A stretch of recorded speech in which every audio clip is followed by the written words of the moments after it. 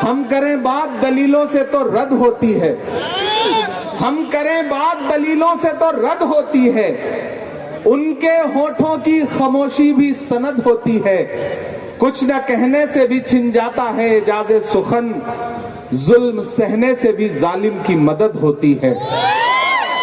हैदराबाद वालों, ये जो प्रोग्राम है संविधान जिंदाबाद, कांग्रेस पार्टी ने पार्लियामेंट के अंदर देश के होम मिनिस्टर साहब अमित शाह साहब ने जो डॉक्टर बाबा साहब अम्बेडकर जी का अपमान किया, उसके खिलाफ पूरे देश में प्रोटेस्ट के तौर पर, एहतजाज के तौर पर एक प्रोग्राम प्लान किया जिसका नाम रखा जय बापू, जय भीम, जय संविधान।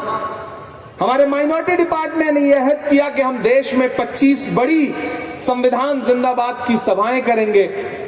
तो उसके लिए मुझे लगा कि वो सरजमीन जहां से उठी हुई आवाज पूरे हिंदुस्तान में एक असर रखती है और पूरे हिंदुस्तान का सियासी मसला जो है वो हैदराबाद की तरफ देखता है, और जहां हमारी एक शानदार गवर्नमेंट चल रही है रेवंत रेड्डी साहब की कयादत में, एक शानदार चीफ मिनिस्टर जिसने पूरे देश को यह बताया है कि किस तरह से स्टेट को संविधान से चलाया जाना चाहिए, चाहे कोई सुपरस्टार हो या कोई आम आदमी हो, सबकी अहमियत बराबर है।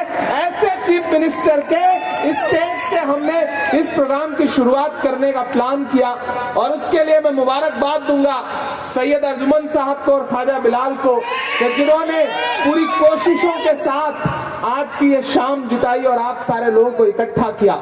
यहाँ अल्पसंख्यक विभाग के तमाम हमारे डिस्ट्रिक्ट चेयरमैन और तमाम पदाधिकारी बैठे हैं। स्टेज पर इतने लोग हैं कि सबका नाम लूंगा तो जो 12-13 मिनट बाकी थे वो भी खत्म हो जाएंगे, इसलिए मैं सीधे सीधे आपसे मुखातिब हूं और आपसे ये कहना चाहता हूं कि हैदराबाद वालों, लड़ाई बहुत बड़ी है।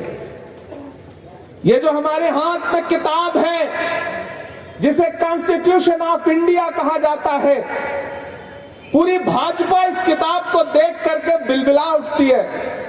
मुझसे एक दिन मीडिया के साथी ने कहा कि पार्लियामेंट में पूरी भाजपा कहती है राहुल गांधी लाल किताब लेके घूमते हैं। मैंने कहा इतना लाल रंग दे करके सांड भी नहीं भड़कता है जितना लाल किताब देख करके आजकल भाजपा वाले भड़कते हैं। ये किताब महज एक किताब नहीं है। अगर आपको लगता है कि ये किताब सिर्फ एक कागज की किताब है तो आप गलतफहमी के शिकार हैं।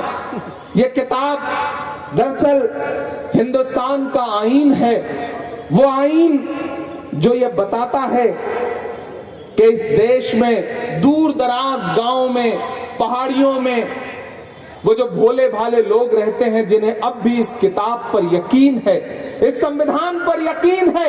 यह संविधान जो ताकत देता है कि इस देश में जितना अंबानी के वोट की अहमियत है उतना ही एक रिक्शा चलाने वाले मजदूर के भी वोट की अहमियत है।